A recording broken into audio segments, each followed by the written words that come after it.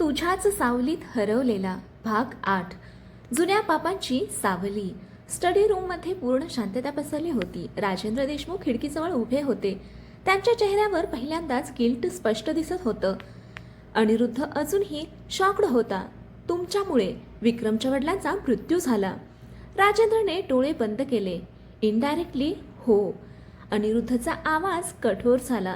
Exactly काय झालं होतं? राजेंद्र काही क्षण शांत राहिले, मग हळूहळू बोलायला सुरुवात केली. 20 वर्षापूर्वी त्यांचा आवाज जड झाला. मी आणि विक्रमचे वडील महेंद्र सिंघानिया बिझनेस पार्टनर्स होतो. अनिरुद्ध शांतपणे ऐकत होता.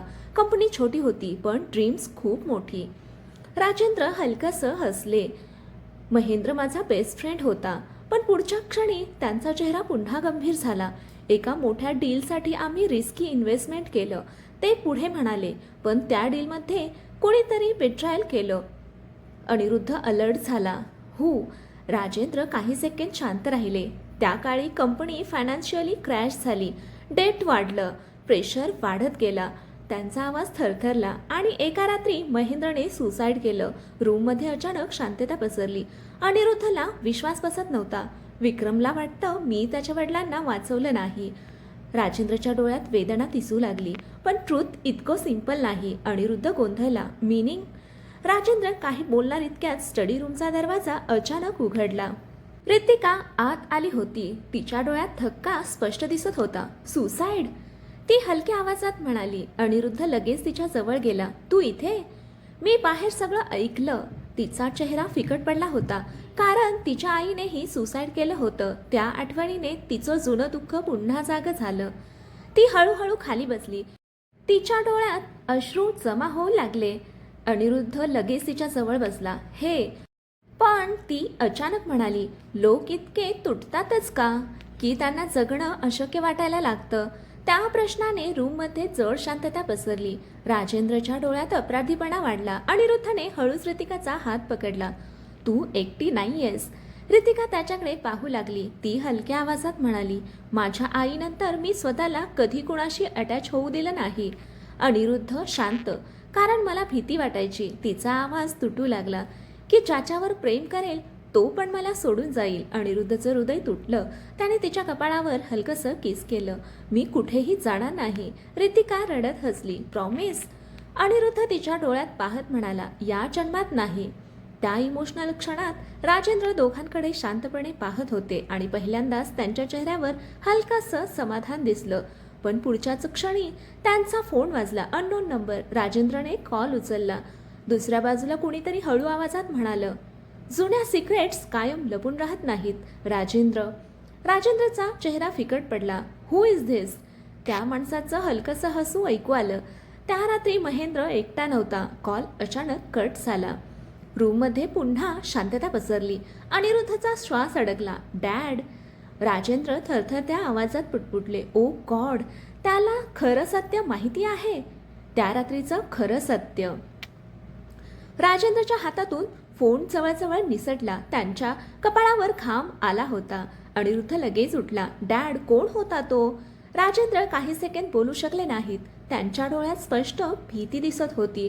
रितिका देखील घाबरली, कारण पहिल्यांदाच तिने इतक्या स्ट्रॉंग माणसाला एवढं हादरलेलं पाहिलं होतं. त्या रात्री महेंद्र एकटा नव्हता. हे वाक्य अजूनही राजेंद्रच्या कामात घुमत होतं. अनिरुद्धचा आवाज कठोर झाला. मला कंप्लीट ट्रूथ पाहिजे. रूममध्ये जड शांतता पसरली. राजेंद्र हळूहळू सोफ्यावर बसले. जणू वर्षानुवर्ष दडवलेलं ओझं आता त्यांना आणखी लपवता येत नव्हतं. ते हलक्या आवाजात बोलू लागले. त्या रात्री महेंद्रने मला कॉल केला होता. अनिरुद्ध आणि रितिका शांतपणे ऐकत होते. तो कम्प्लिटली ब्रोकन होता. कंपनी डेटमध्ये होती. इन्व्हेस्टर्स प्रेशर टाकत होते. राजेंद्रचा आवाज थरथरला आणि त्याला वाटत होतं कोणीतरी त्याच्याशी विश्वासघात केलाय. अनिरुद्धने लगेच विचारलं, कुणी? राजेंद्र काही क्षण शांत राहिले, मग हळू आवाजात म्हणाले, त्याला वाटत होतं मी. रितिका शॉक्ड झाली. पण मी इनोसंट होतो. राजेंद्र अचानक इमोशनल झाले. मी त्याला समजावण्याचा प्रयत्न केला. ते पुढे म्हणाले, मी त्या रात्री त्याच्या घरी गेलो. अनिरुद्धचा श्वास हळूहळू वाढत होता. पण आम्ही भांडलो. रूममध्ये पुन्हा शांतता. राजेंद्रच्या डोळ्यात अपराधीपणा स्पष्ट दिसत होता. खूप मोठं भांडण. महेंद्र खूप अनस्टेबल झाला होता. तो ओरडत होता. माझ्यावर बिट्रायलचा आरोप करत होता. राजेंद्रचा आवाज तुटू लागला आणि रागाच्या भरात ते डोळे बंद करत म्हणाले, मी त्याला एक थप्पड मारली. अनिरुद्ध आणि रितिका दोघेही स्टन्ड झाले. त्या क्षणी तो जिन्याजवळ उभा होता. राजेंद्रच्या डोळ्यात अश्रू आले. तो मागे पडला. रितिकाच्या तोंडून नकळत निघालं, ओ गॉड. राजेंद्र थरथरत म्हणाले. त्याच्या डोक्याला जोरात मार लागला. खूप रक्त होतं. अनिरुद्धचा श्वास अडकला. देन राजेंद्र पूर्णपणे तुटले. मी घाबरलो. मी ॲम्ब्युलन्सला कॉल करायला हवा होता, पण मला वाटलं सगळं संपेल. Company, career, family. त्यांच्या आवाजात स्वतःबद्दलचा तिरस्कार होता आणि मी तिथून निघून गेलो. रूममध्ये मृत शांतता पसरली. रितिकाच्या डोळ्यात अश्रू आले, कारण तिला जाणवत होतं एका भीतीने किती आयुष्य उद्ध्वस्त केली होती. अनिरुद्ध पूर्णपणे शांत झाला होता. त्याच्या मनात वडिलांविषयीचा आदर, राग, धक्का सगळं एकत्र उसळत होतं. पुढच्या दिवशी राजेंद्र तुटलेल्या आवाजात म्हणाले, महेंद्र मृत सापडला. पोलिसने सुसाईड मांडलं आणि मी गप्प राहिलो. अनिरुद्धच्या डोळ्यात निराशा स्पष्ट दिसली. डॅड, तुम्ही हे इयर्स लपवलत. राजेंद्र खाली मान घालून बसले. मी कावड होतो. रितिका हळू आवाजात म्हणाली, पण विक्रमला हे सगळं कसं माहिती? तेवढ्यात स्टडी रूमच्या बाहेर अचानक आवाज आला. धाड. सगळे दचकले. सिक्युरिटी गार्ड धावत आत आला. सर, काय झालं? अनिरुद्धने विचारलं. गार्ड घाबरून म्हणाला, मेन गेट बाहेर कोणीतरी मोठा स्क्रीन लावला आहे. सगळे बाहेर धावत गेले. मॅन्शनच्या बाहेर मीडिया आणि क्राऊड जमा झालं होतं आणि समोरच्या जायंट LED स्क्रीनवर एक जुना ब्लरी व्हिडिओ चालू झाला. त्यात दिसत होतं तरुण राजेंद्र आणि महेंद्र जोरात भांडत होते. रितिकाच्या अंगावर काटा आला. व्हिडिओमध्ये अचानक राजेंद्रचा हात महेंद्रला लागतो आणि महेंद्र मागे पडतो. क्राऊडमध्ये कुजबूज सुरू झाली. मीडिया कॅमेराज वेड्यासारखे फ्लॅशेस मारत होते. अनिरुद्धच्या चेहऱ्यावरचा रंग उडाला, कारण स्क्रीनवर शेवटची लाईन चमकली. The Deshmukh empire was build on a murder. एका व्हिडिओने संपवलं सगळं. The Deshmukh empire was build on a murder. त्या लाईनने जणू संपूर्ण जगच हादरलं. मीडिया रिपोर्टर्स वेड्यासारखे ओरडत होते. Mister Rajendra, is this true? Was Mahendra Singhania murdered? Did the Deshmukh family hide a crime? Flashlight सतत चमकत होत्या. क्राऊडमध्ये चाओस सुरू झाला. रितिकाच्या अंगावर काटा आला. तिने अनिरुद्धकडे पाहिलं. त्याचा चेहरा पूर्णपणे निर्विकार झाला होता, पण डोळ्यात प्रचंड वेदना होती. राजेंद्र खाली मान घालून उभे होते. जणू इयर्सपासून लपवलेलं सत्य अखेर सगळ्यांसमोर आलं होतं. वसुंधरा पॅनिक झाली. सिक्युरिटी, मीडियाला बाहेर काढा. पण परिस्थिती हाताबाहेर गेली होती. एका रिपोर्टरने जोरात प्रश्न विचारला, मिस्टर अनिरुद्ध, तुमच्या फॅमिलीने मर्डर कव्हरअप केला का? अनिरुद्धची मूठ घट्ट झाली. तो काही बोलणार इतक्यात टीव्ही चॅनेल्सवर लाईव्ह ब्रेकिंग न्यूज सुरू झाली. Deshmukh family scandal shocks the business world. Rajendra Deshmukh accused in 20-year-old murder case. रितिकाचे हृदय जोरात थडथडू लागलं, कारण तिला माहिती होतं आता फक्त फॅमिली नाही, पूर्ण एम्पायर कोसळू शकतं. तेवढ्यात अनिरुद्ध अचानक पुढे गेला. त्याने मीडियासमोर उभं राहत शांतपणे म्हटलं, इनफ. सगळे शांत झाले. त्याचा आवाज थंड पण मजबूत होता. कोणतंही कन्क्ल्युजन काढण्याआधी कम्प्लीट ट्रूथ समजून घ्या. एक रिपोर्टर लगेच म्हणाला, व्हिडिओ क्लिअर आहे सर. अनिरुद्धचा संयम तुटायला लागला. व्हिडिओ ट्रूथचा एक भाग दाखवतो, पूर्ण सत्य नाही. पण क्राऊड ऐकायला तयार नव्हता. त्याच क्षणी एक ब्लॅक कार हळूहळू मॅन्शन समोर थांबली. सगळ्यांच्या नजरा तिकडे वळल्या. कारमधून एक माणूस उतरला. ब्लॅक सूट, कोल्ड स्माइल. विक्रम सिंघानिया. रितिकाच्या अंगावर काटा आला. विक्रम शांतपणे क्लॅप करत पुढे आला. वाह, किती इमोशनल फॅमिली रियुनियन आहे. अनिरुद्धचा राग पूर्ण उसळला. यू सिक्युरिटी, त्याला थांबवणार इतक्यात विक्रम मीडियाकडे वळला. तुम्हाला अजून ट्रूथ पाहिजे का? क्राऊड लगेच ओरडू लागला. येस. विक्रम हसला. तो राजेंद्रकडे पाहत म्हणाला, तुम्ही माझ्या वडिलांना मरायला सोडलं. राजेंद्रच्या डोळ्यात अपराधीपणा दिसू लागला, पण विक्रम थांबला नाही आणि त्यानंतर तो अनिरुद्धकडे पाहत म्हणाला, तुमच्या फॅमिलीने आमचं सगळं हिसकावून घेतलं. अनिरुद्ध पुढे म्हणाला, इनफ ड्रामा विक्रम. विक्रम हसू लागला. ड्रामा? त्याच्या डोळ्यात आता वेडेपणा दिसत होता. तुझ्या फॅमिलीने माझं आयुष्य उद्ध्वस्त केलं. रितिकाला जाणवलं हा फक्त रिव्हेंज नाही राहिला, विक्रम ऑब्सेशनमध्ये बदलला होता. तेवढ्यात एक रिपोर्टरने जोरात विचारलं, mister Vikram, do you have proof? विक्रमच्या ओठांवर विषारू हसू आलं. ऑफकोर्स. त्याने फोन बाहेर काढला आणि स्क्रीनवर एक फोटो दाखवला. तो फोटो पाहताच रितिकाच्या चेहऱ्यावरचा रंग उडाला.